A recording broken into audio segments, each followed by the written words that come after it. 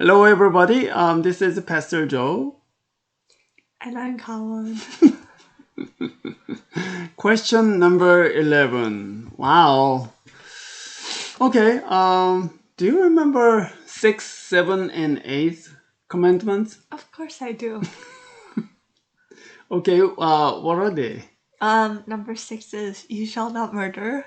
Number 7 is you shall not commit adultery. And number 8 is you shall not steal. Oh, I'm so kind to write down cheat sheet. Okay, number 6, commandment number 6 about killing people or murder. Number 7, adultery. Number 8, stealing. So we are learning the meaning of 6th, 7th, and 8th commandments. Okay, so let's those 3 commandments in our mind: murder, adultery, and stealing. Right. So today's question is this: what does God require in the 6th, 7th, and 8th commandments? What's the answer? So 6 is that we don't hurt or hate our neighbor. Mm-hmm. 7th is that we live purely and faithfully. Yes. 8th is that we do not take without permission that which belongs to someone else. That is, don't steal, kids. It's bad. So the question and answer. The question is not asking you what is 6th commandment or 7th commandment. The answer is not, well, 6 commandments is this. Rather, the answer is explaining the meaning. What did God want you to do when That's He right. made the commandments? So God's intention with those 3 commandments. What is it trying to say? Okay, so even though the 6th commandment is about murder, you shall not murder, but what God requires is we do not hurt or hate our neighbor. Not just you don't kill people. I mean, kids, have you Ever killed anyone? anyone? Have you Right? killed an ant before? I mean, you never commit murder, right? But the commandment, you shall not kill, God's intention is not just do not kill, but the killing thought or destructive or violent thought or speech or expression is hurting people and endangering their dignity. Like when you murder someone, not that I would know from personal experience, but the reason for murder is always bad. Like Yes. you have bad thoughts or bad reasons to kill someone, right? So that, like, even if you don't actually go and murder someone, like, it's still bad to act in a way that leads to those bad thoughts. That's right. So, the 7th is about adultery. It's kind of hard to explain, but the meaning behind it is we live purely and faithfully. We will explain later. And then 8th is about stealing, but the answer is we do not take without permission that which belongs to someone else. So, like, even if your, like, brother has something that you really like, and you go into his room and decide that, yes, I do want that book, and you take it from his shelves, and then later he comes into your room and asks you where the book is. Even that is stealing. So stealing is you are crossing a boundary between you and your neighbor or your brother and take something without permission or agreement. It's lack of respect. You That's don't right. respect the other person, Yeah. and you don't respect their belongings. That means you put your desire first rather than your brothers or sisters' right first. So when you have a desire to take it, I mean like toy or the seesaw or anything, you really need to think about, am I putting my desire first or my brother's happiness first? So that is the order of your thought. Okay. So Going back to number 7. 7. we have a covenant with God, like the one between husband and wife. So the covenant always demands purity and faithfulness. And purity is a bit hard word to understand. Faithfulness is you're cherishing your relationship with somebody and you Don't go away from that. yeah, you give best shot about your relationship, right? But purity is rather hard to understand. But let's take it this way. Purity is not about right and wrong. Purity is really about undivided heart. If you devote your heart to somebody, it is pure. Your intention is pure. You don't think about yourself. You really think about this person's happiness, this person's well-being. Then your love is pure because it's not divided. Think of purity like gold. So like pure gold is 100% gold, right? And anytime you get something other than gold in there, like dirt or dust or other stones, right, it becomes not pure.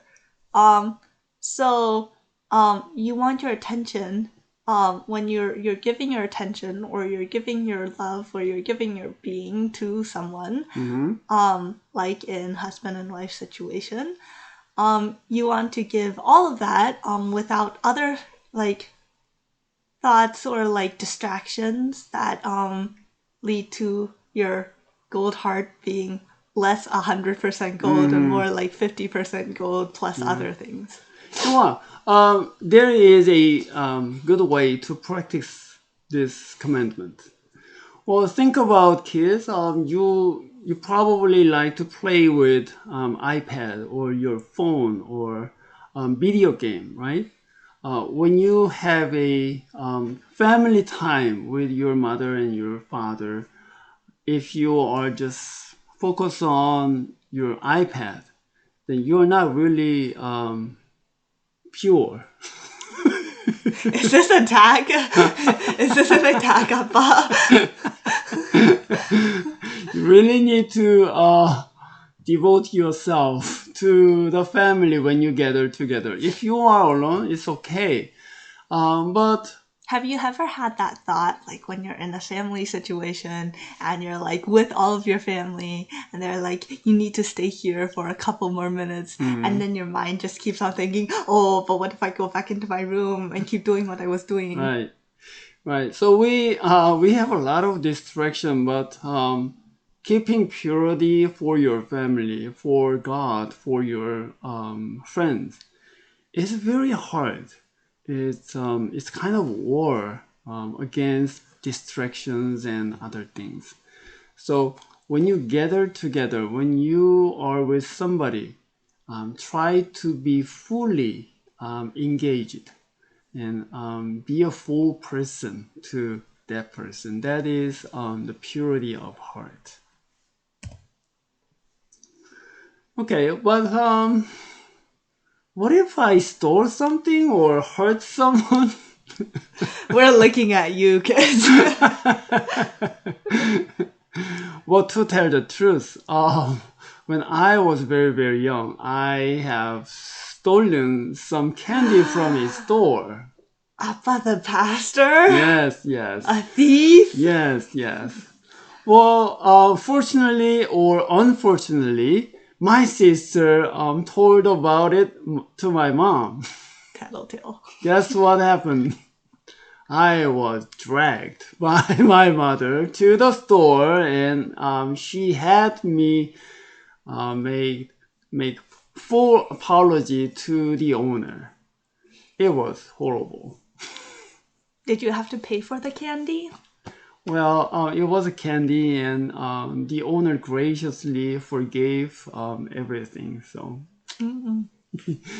but the question is, what if I stole something or hurt somebody, right? What should I do? Here is recommendation. If you have stolen something or hurt somebody, the first thing you need to do is tell God what you did wrong with a repenting heart. It doesn't work if you're just doing it for show. You have to mean it. That's right. So the very first thing is to go to God and confess what you did with repenting heart. So God, I am sorry for doing this. I broke the commandment. I didn't really obey your word. So to tell the truth to God. That's first step.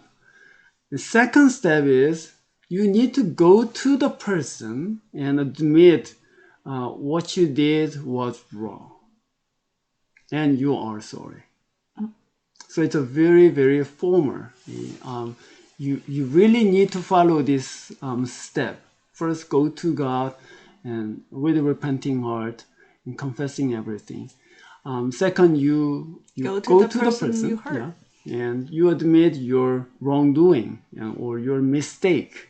I mean, you need to have courage to do this. I mean, most of the people they don't have courage to do this. They stop at one. That's right. They just ashamed. But if you are in Christ, you don't be worried about shame.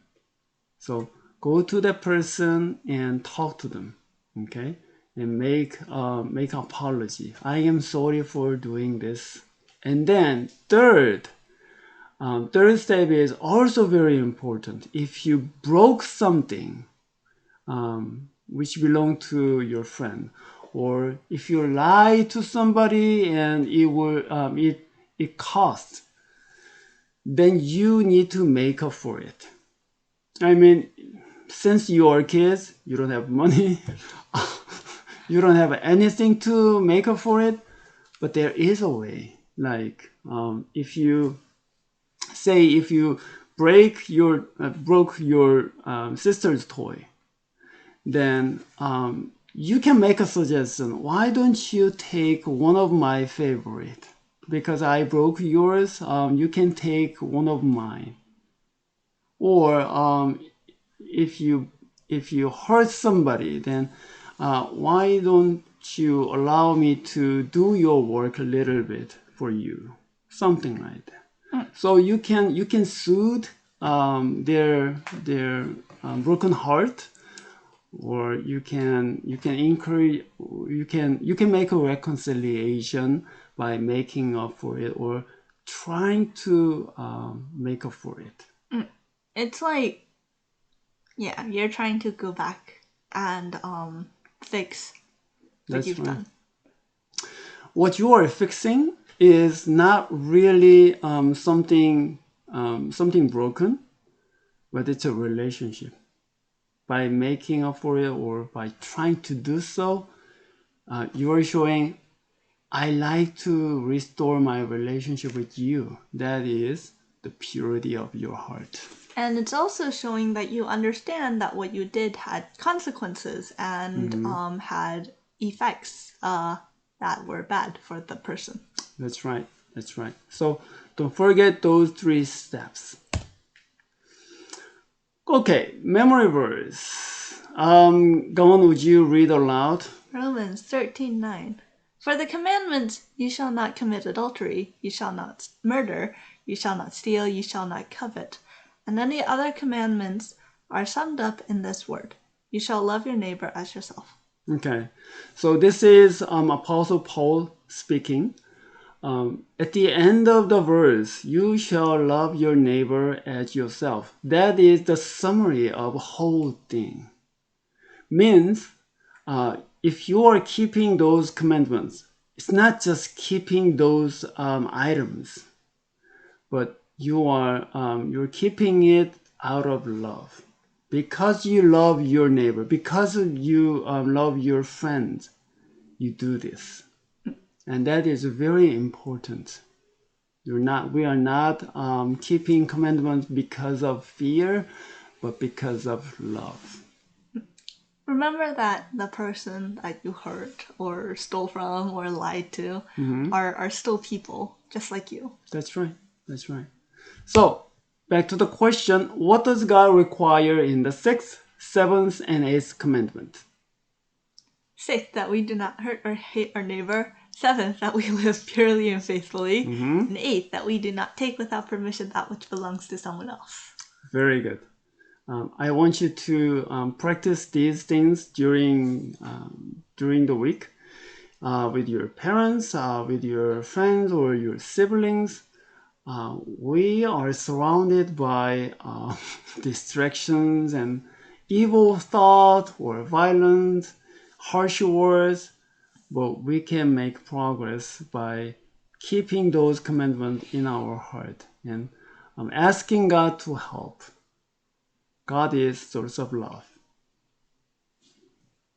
Okay, until next time, we'll see you. Bye. Bye.